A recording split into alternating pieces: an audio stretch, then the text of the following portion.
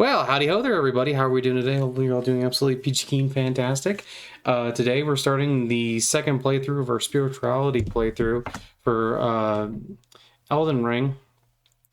And I decided I want to start a new character. And before we get into the actual spiritual stuff, I just want to say, so I named her Zenobia because I heard it was a warrior queen's name, and I did a little bit of research on her. Not a ton, to be honest, but I did a little bit of research on her. She's from Syria, and she was the queen regent while her son was growing up after his father died, and she seems like she's pretty cool. She beat the Sassanians, and that's a pretty big cool guy step. So I think we should all just give her a little applause. Clap, clap, clap, clap, clap, clap, clap, clap, clap, clap. Anyway, so today I'm going to be talking a little bit about something that happened to me and what it was making me think about in terms of spirituality. So I was talking to a couple of friends of mine, and I was talking about how I wanted to maybe try to get a new job. How I was not really sure how to go about this and how bad I wanted it, and there were certain jobs that might be available to me because although I'm a silly cat, I do have a security plus, and it's possible I could get a defense contract, but I don't want to get a defense contract.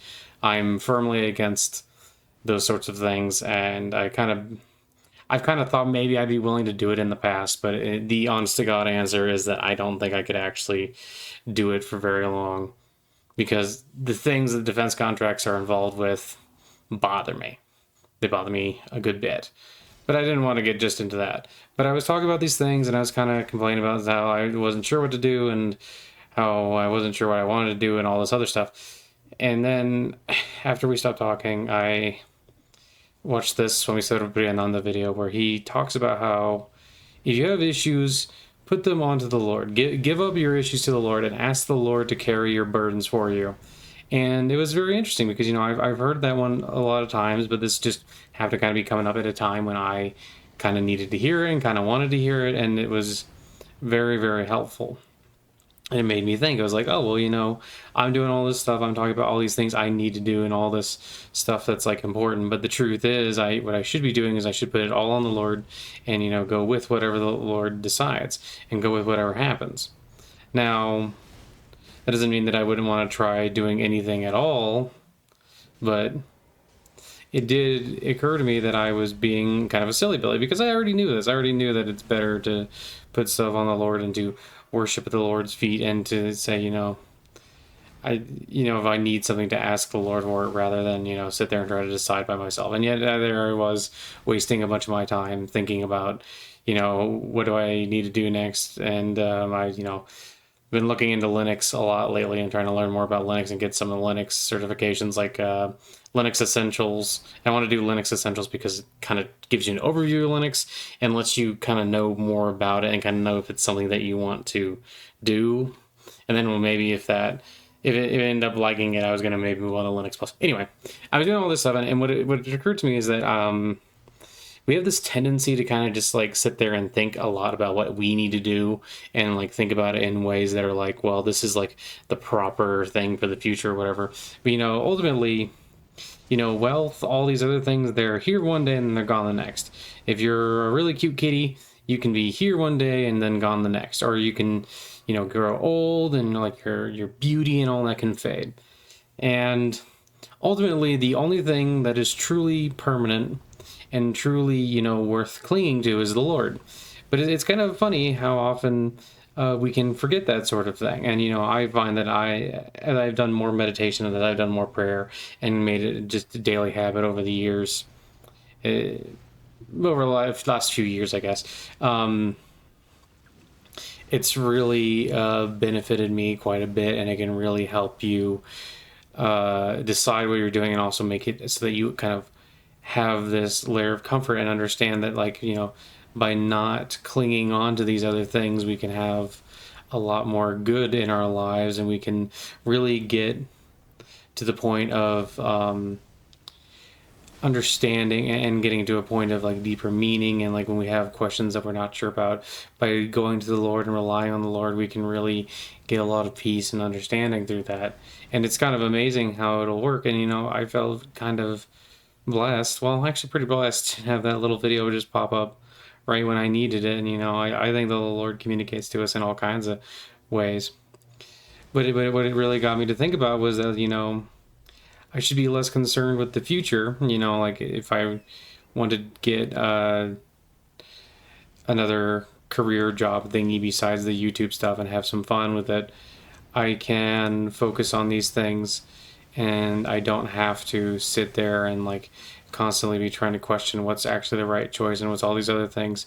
I can, meditate on it and give my choice up to the Lord and really let things, go from there. And it was kind of in that moment when I was kind of looking at all of this and realizing how lucky I had been and how wonderful it has been to do all these different things, and how, like, despite some rough starts and things like that, it's like, going back to the Lord and really giving myself over to the Lord, giving myself to the Divine Mother has been, I think one of the best things for my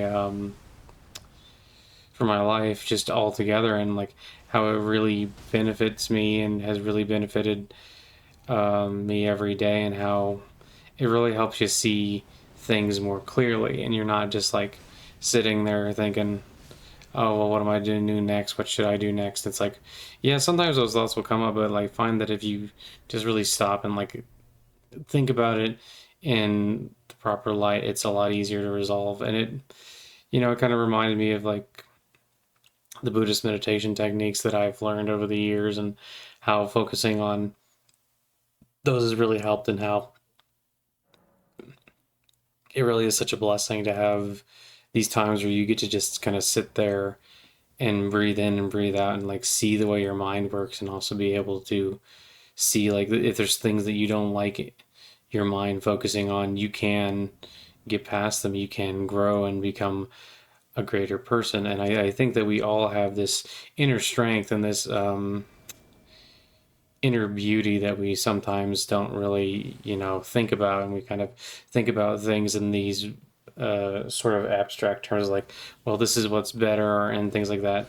And, the things like follow your heart, they can sound pretty silly, but they can also be, pretty useful in the right context. It's like, well, if your heart isn't in something, you should ask why and see what's going on, and see what you think will actually benefit you, and where you'll actually really get the best spiritual growth. Because that's another thing that, that I have had job offers for things that would pay more, but I didn't think they were good for spiritual growth and what I really wanted, which was to get closer to God and to bring more happiness into my life and the lives of others around me.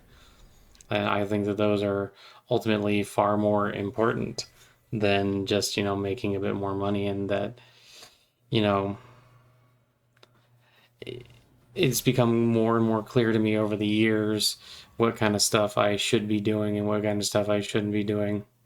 And there are some moments of indecision, but by, praying to God and earnestly asking God for help, like, they kind of solve themselves. And there's a lot of things that, people will tell you is important in life that ultimately doesn't mean a whole heck of a lot by itself.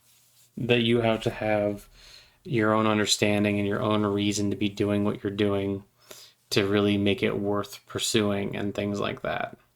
You really have to be willing to put yourself on this path. And then, I was listening to this meditation, this guided meditation with Swami Muktanandaji, and he had this, he kept talking about how, like, resolve in this life to complete this journey and join God, basically. And, like become one with God and become one with the ocean of bliss and become one with that. And, how focusing on God can really kind of turn things around for you.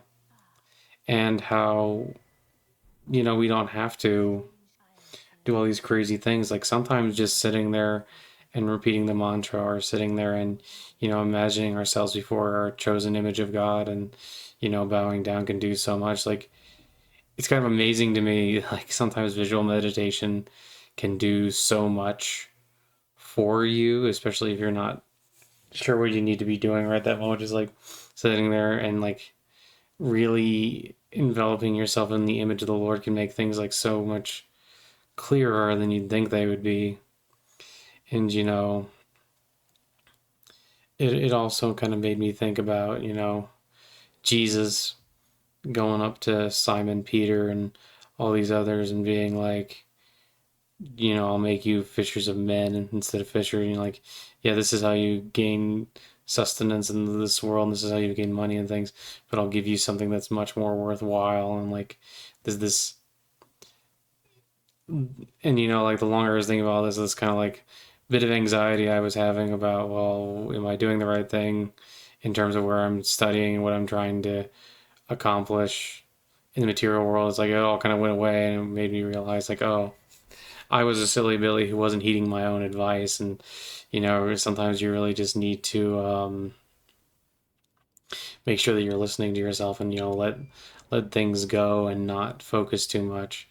And I think we all have those moments where we kind of, well, backslide isn't exactly the word I want to use, but like yeah, we all have these moments where like things are a little bit confusing, and even if we kind of know the right answer, it's just like things can well up inside of us and make us think about make us uncertain as to what we should do next, or what we should focus on, or why we're focusing, and things like that. But I think in those moments of clarity, it's amazing how obvious the answer can become, and it's also amazing how far you can go with like simple things, and how far like God is willing to go for you. Like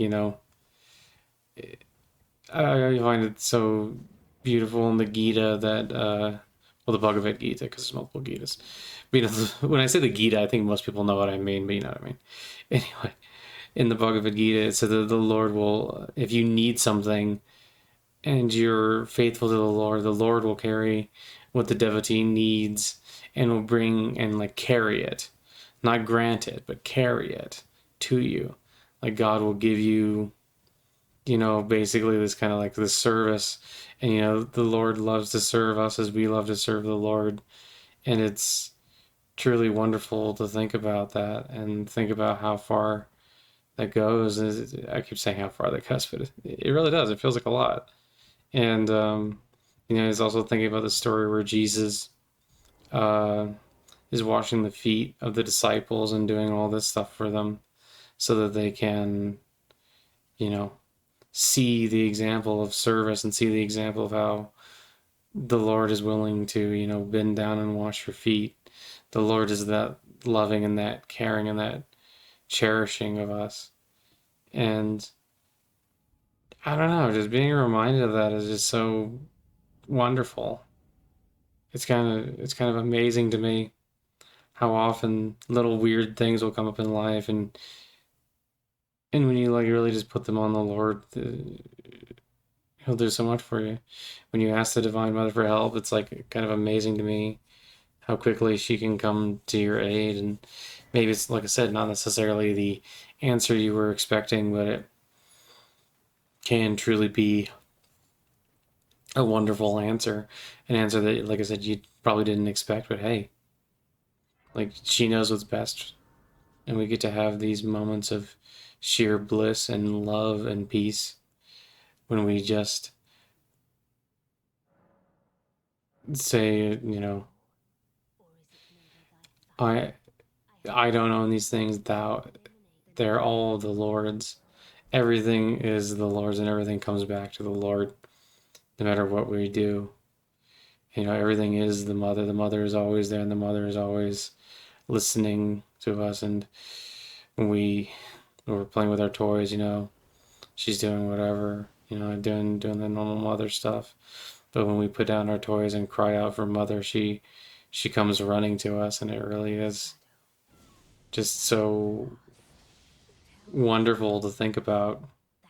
And it really is so heartening to get to experience that on multiple occasions and get to experience all these wonderful things. And then I was thinking about like those times when I was first calling out to Mother and how I got to experience these visions that really kind of changed my life and changed my perception of things, and how I got to experience these moments of divine bliss, and how basically any of us could do it. And it's like, sometimes we talk about God, and we talk about like, oh well, in deep prayer, deep meditation, it's like, well, no, God's available all the time. There's no moment when God is not available to us. There's no moment when God, hides herself away so that we have to do special things, and that we should be careful to not like think just about like, oh well, what's the way they phrased it. Swami Sarvapriyananda uses this example, and it's from another Swami who's talking about like, you put your God in the jail of samadhi, like you think you can only interact with God in samadhi, but that's not true. You can interact with God all the time, and God is always there. God is always present and is always giving us these wonderful presents and these gifts that we don't necessarily always think about. And even in our moments of like confusion or turmoil, we we can actually have so much peace and so many answers, and she's just right there and always willing to help us out with a lot of different things. And no matter how difficult it gets, she's always there by our side. And when you get to know that, when you get to feel that presence, when you get to feel how close God is and how much she loves us and how much she's willing to give for us and all these things she does for us all the time. And it's just really, really wonderful. And, you know, it, I think, I think we don't always appreciate that. And, I was just thinking about all this, and I just felt like sharing that in our little spirituality playthrough today. So, I hope that you all have an absolutely wonderful day. I hope you know that I love you and God loves you. Bye bye, love you, bye. Have a great one. And always be thankful.